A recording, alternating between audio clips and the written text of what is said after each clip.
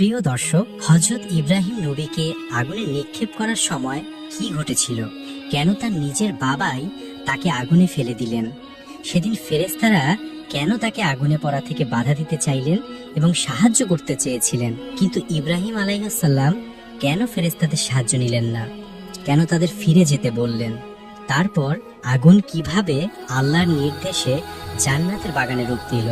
এছাড়াও আমরা আরও জানবো ইব্রাহিম আলাইহিস সালাম কেন মূর্তিগুলো ভেঙেছিলেন, ভাঙার আগে তিনি মূর্তিগুলোর সাথে কি কি কথা বলেছিলেন। এই সব বিষয় নিয়ে থাকছে আজকের ভিডিও।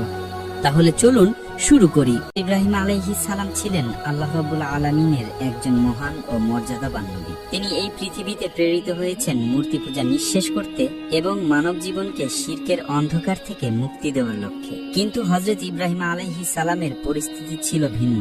যখন তিনি দেখলেন যে তার পিতা আজর কুমার নিজেই মূর্তি তৈরি করে মূর্তি পূজা করছেন, এবং শুধু তাই নয়, তিনি তার বাড়িকে মূর্তি পূজার একটি বড় কেন্দ্র হিসেবে ব্যবহার করছেন এবং আশেপাশের মানুষ তার পিতার তৈরি মূর্তিগুলোকে পূজা করছে, যার মাধ্যমে তারা আল্লাহর সাথে শিরক করছে।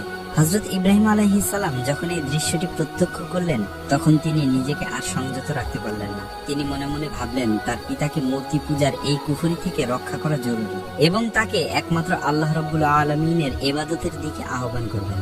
ইব্রাহিম আলাইহিস সালাম তার পিতাকে মূর্তি পূজা থেকে রক্ষা করার জন্য কি কি উপদেশ দিয়েছিলেন এবং সেই উপদেশগুলো কিভাবে দিয়েছিলেন, মহান আল্লাহ রাব্বুল আলামিন সেই কথাগুলিকে সূরাতুল মরিয়মের 41 থেকে 48 নম্বর আয়াতে অত্যন্ত চমৎকারভাবে উল্লেখ করেছেন।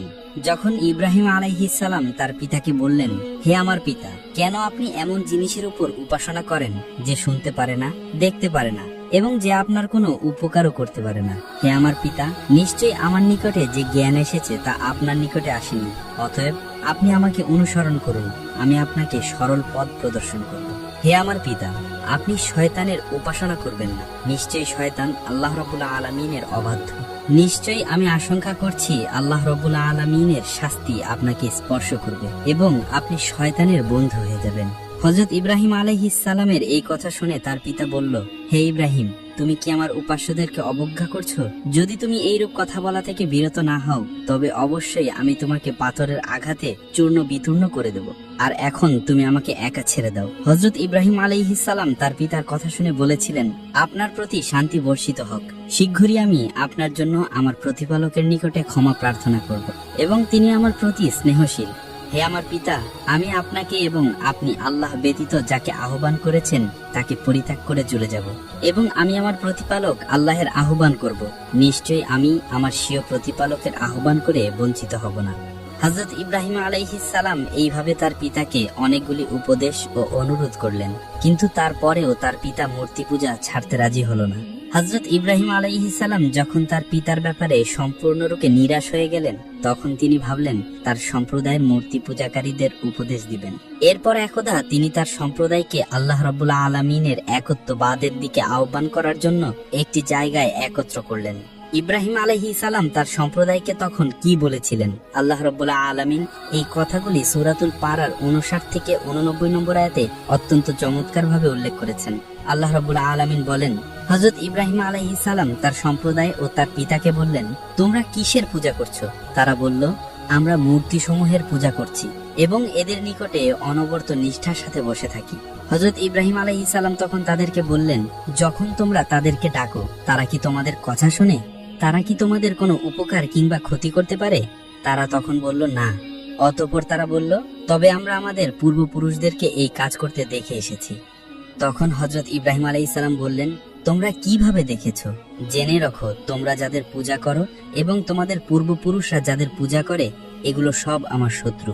একমাত্র আল্লাহ রাব্বুল আলামিন ব্যতীত, যিনি আমাকে সৃষ্টি করেছেন এবং তিনি আমাকে সৎপথ প্রদর্শন করেছেন, তিনি আমাকে খাদ্য দান করেন এবং পানীয় দান করেন এবং যখন আমি অসুস্থ হয়ে পড়ি, তখন তিনি আমাকে সুস্থতা দান করেন। আর তিনি সেই সত্তা যিনি আমাকে মৃত্যু দান করবেন, অতঃপর আবার জীবিত করবেন, এবং তার নিকটে আমি এই আশা রাখি যে আমার ত্রুটি বিচ্যুতিগুলো তিনি কিয়ামতের দিন ক্ষমা করে দিবেন। হে আমার প্রতিপালক, আপনি আমাকে প্রজ্ঞা দান করুন এবং আমাকে ধৈর্যশীলদের অন্তর্ভুক্ত করুন, আর পরবর্তী লোকদের মধ্যে আমার কথাবার্তা সত্য রাখুন। হে আমার প্রতিপালক, আমাকে জান্নাতুল নাঈমের অংশে অন্তর্ভুক্ত করুন, আর আমার পিতাকে ক্ষমা করুন, তিনি পথভ্রষ্টদের মধ্যে রয়েছেন। আর যেই দিন সকলে পুনরায় জীবিত হয়ে উঠবে, সেই দিন আমাকে লজ্জিত করবেন না, যেদিন ধন সম্পদ এবং সন্তান সন্ততি কোনো উপকারে আসবে না, কিন্তু যে ব্যক্তি আল্লাহর দরবারে সুস্থ অন্তর নিয়ে আসবে, সেই ব্যক্তি সফল কাম হবে। হযরত ইব্রাহিম আলাইহিস সালাম তার সম্প্রদায়কে এত কথা বোঝানোর পরেও তারা তাকে উত্তর দিল, তুমি আমাদেরকে যতই উপদেশ দাও না কেন, আমরা কোনোদিন আমাদের পূর্বপুরুষদের করা মূর্তি পূজা ছেড়ে দিব না। এটা আমাদের রক্ত মাংসের সাথে মিশে গেছে। অতএব তুমি তোমার বৃথা চেষ্টা পরিবর্তন করো এবং আমাদেরকে আমাদের অবস্থার উপর ছেড়ে দাও। হযরত ইব্রাহিম আলাইহিস সালাম তার সম্প্রদায়ের এই কথা শুনে অনেক নিরাশ হয়ে পড়লেন। তখন তিনি যা বলেছিলেন আল্লাহ রাব্বুল আলামিন সূরাতুল আম্বিয়ার ৭৯ নম্বর আয়াতে উল্লেখ করে বলেছেন, হযরত ইব্রাহিম আলাইহিস সালাম তার সম্প্রদায়ের কথা শুনে বললেন, আমি আমার চেহারা সেই প্রতিপালকের দিকে ফিরিয়ে নিলাম যিনি আসমান ও জমিন সৃষ্টি করেছেন, এবং আমি মুশরিকদের অন্তর্ভুক্ত নই। এরপর হযরত ইব্রাহিম আলাইহিস সালাম একা একা ভাবতে লাগলেন কিভাবে অবাধ্য সম্প্রদায়কে শিক্ষা দেয়া যায় এবং কিভাবে তাদেরকে বোঝানো যায় আসলে মূর্তিগুলোর কোনো ক্ষমতা নেই। অতঃপর তার মূর্খ সম্প্রদায়কে শিক্ষা দেওয়ার জন্য ইব্রাহিম আলাইহিস সালাম একটি পরিকল্পনা করলেন। আল্লাহ রাব্বুল আলামিন তার এই পরিকল্পনাকে সূরাতুল আম্বিয়ার ৫৭ নম্বর আয়াতে উল্লেখ করে বলেছেন। ইব্রাহিম আলাইহিস সালাম বললেন, এবং আল্লাহর শপথ, তোমরা পৃষ্ঠ প্রদর্শন করে চলে গেলে আমি তোমাদের মূর্তিদের অনিষ্ট করব।